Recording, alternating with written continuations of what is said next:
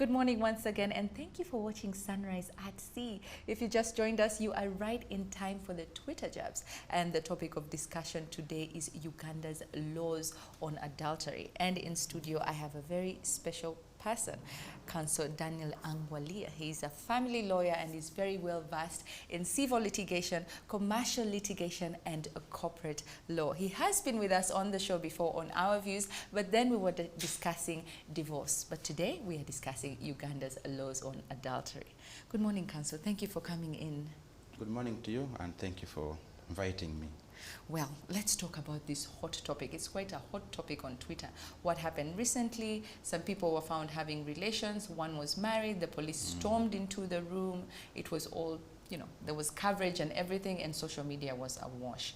But before we head on down onto it and people's reactions on Twitter, what is adultery?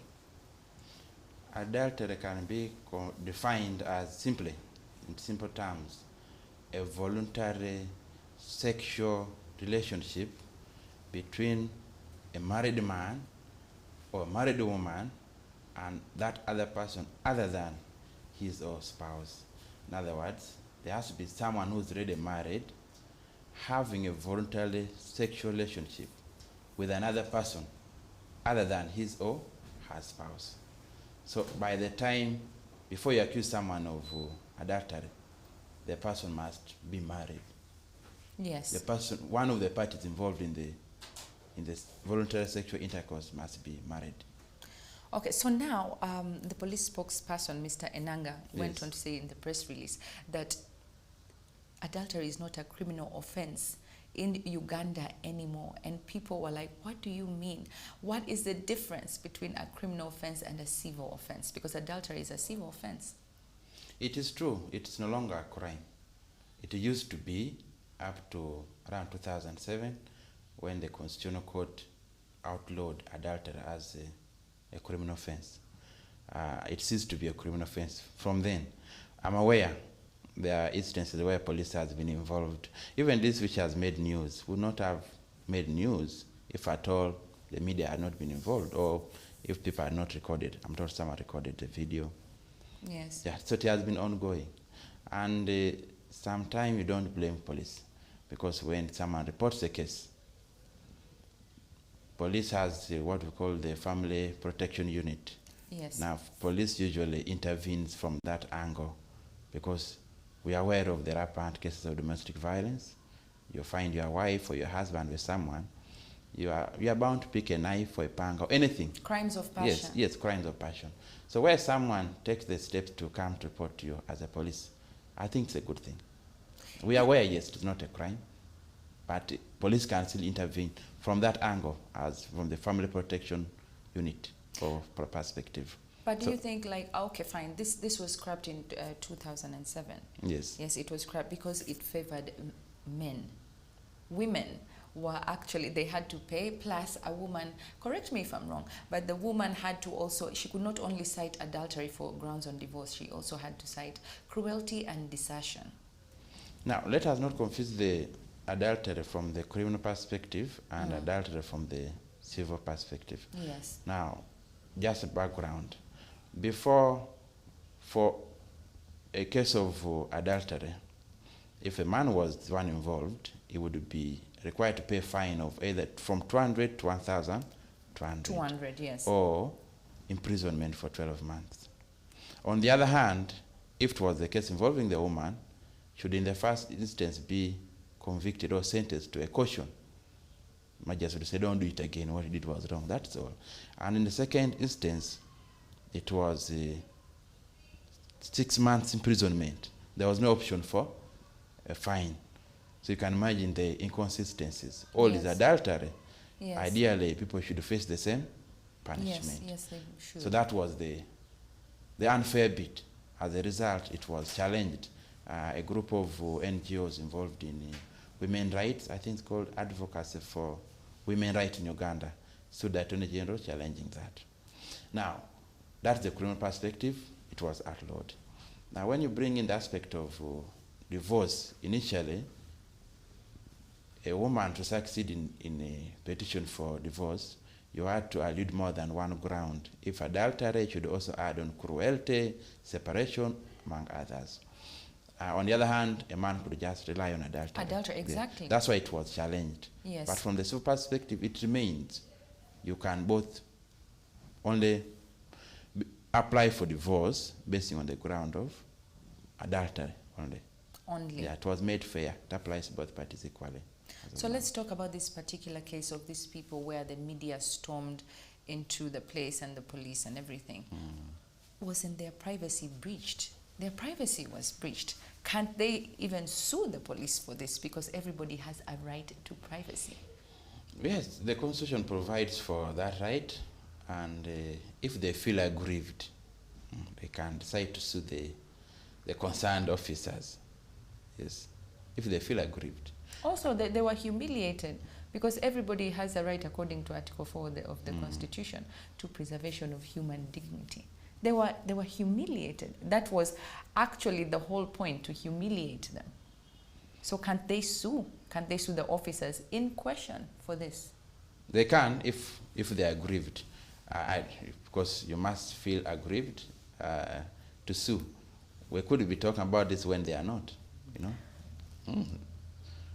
Do you think the laws these laws, because that law was scrapped because of the whole inconsistencies in the law, but judging from how it was enacted and everything, do you think our laws perpetuate a patriarchal society?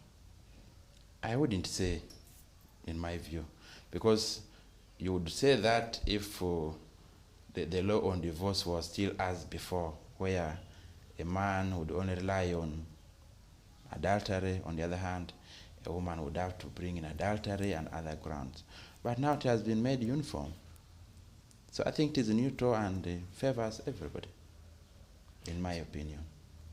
So now what happens? Because people are asking, one of the reactions we had, and this man asked, so as a man, if you find your wife committing adultery, yes, what do we do? We can't take them to police. How do they go about it? What is this punishment, if any? Shouldn't be as a man only, because even a woman can find a husband involved in voluntary sexual intercourse. Yes, there are options. If you feel aggrieved as a man or woman, your spouse has been involved in sexual intercourse with another person, you can sue for compensation. In family law, there's what we call right to consortium. Consortium includes the love, affection, comfort, exclusive sexual rights to your spouse. So where a third party intermeddles or interferes with their family affairs, yes, then such a person has denied you that right. So you, the aggrieved spouse, can sue for compensation for that. Though I've never come across that where someone sues because the wife is, a civil case, because the wife or the husband has been involved in adultery. I've not heard of that. However, other than that, because that is an option which is available, other than that, if you have decided not to forgive because the person has committed the act of adultery, then you can file for divorce. For divorce? Yes, you can file for divorce on the ground of adultery or separation. You know, divorce and separation is different. Yes. With divorce, you are seeking court to permanently bring an end to the marital relationship between you and that other person. On the other hand, separation, you may just ask for a court order, court intervention to separate you for a given period of time. You can say for initially 2 years to enable you assess the situation. Okay, because you never know, maybe you're acting out of anger. Reconciliation. Yeah, you're acting out of anger. And 2 years down the road, you may forgive, you may reconcile. Those are the options available. But also there's a challenge with that issue of adultery. It's usually not easy to prove. Yes. It was largely redundant, even in our criminal law books, because we're talking about voluntary sexual intercourse. Now, this is something involving two adults who know they're doing something wrong. So in most cases, they'll do it in privacy. You're not going to find people in a football field committing adultery in the eyes of everyone. You know? So Even when you go to court for divorce on ground of adultery, the standard is usually slightly high. They must prove that here there was sexual intercourse. There are instances where you are faced with all the other information that really leads to existence of a sexual relationship between these two people. But that is it. It is not enough. They must go beyond. So when it comes to petition for divorce, in some cases you find there's a child already involved. Yeah, I find the child has been conceived out of the marital relationship, or the person you're accusing of adultery admits.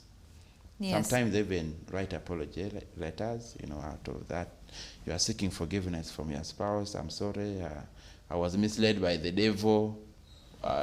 Usually the devil is blamed in this. I committed adultery, forgive me. Yeah, that can be a piece of evidence. But ordinary situation, someone said, no, I did not.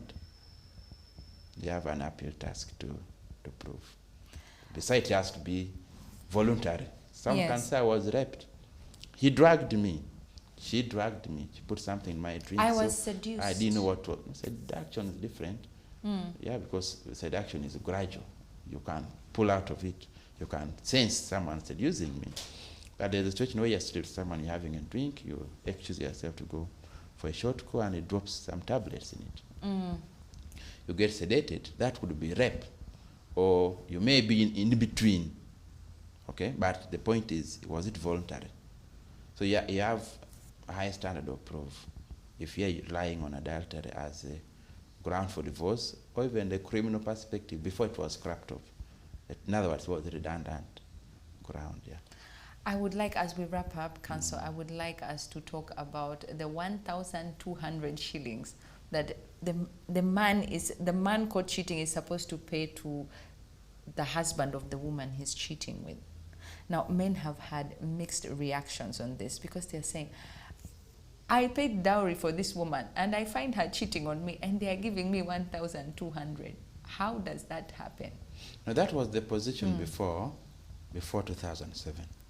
It is so no now longer, it's no longer there. And when they talk about payment of a fine, that does not necessarily mean that the fine you're paying should go to the person complaining.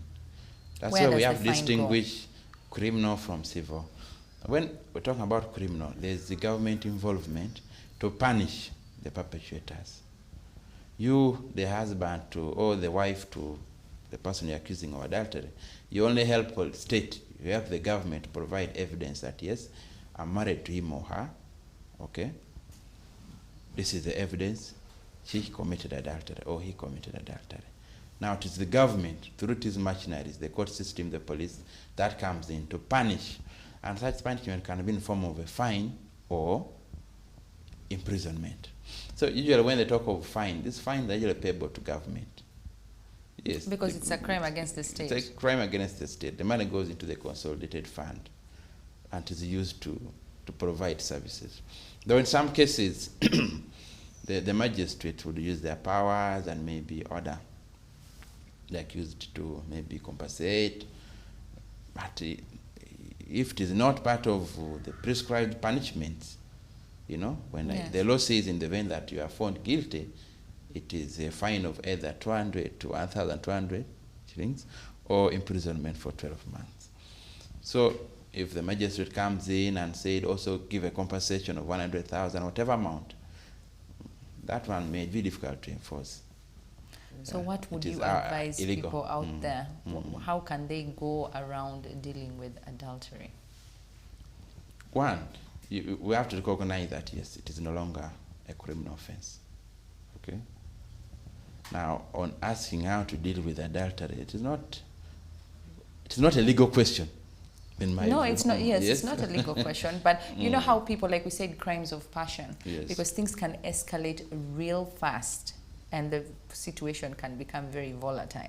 So what would you advise them from a perspective of the law? Because what happens next is people go ahead and break the law because of their state of mind. I think this would mainly go to police.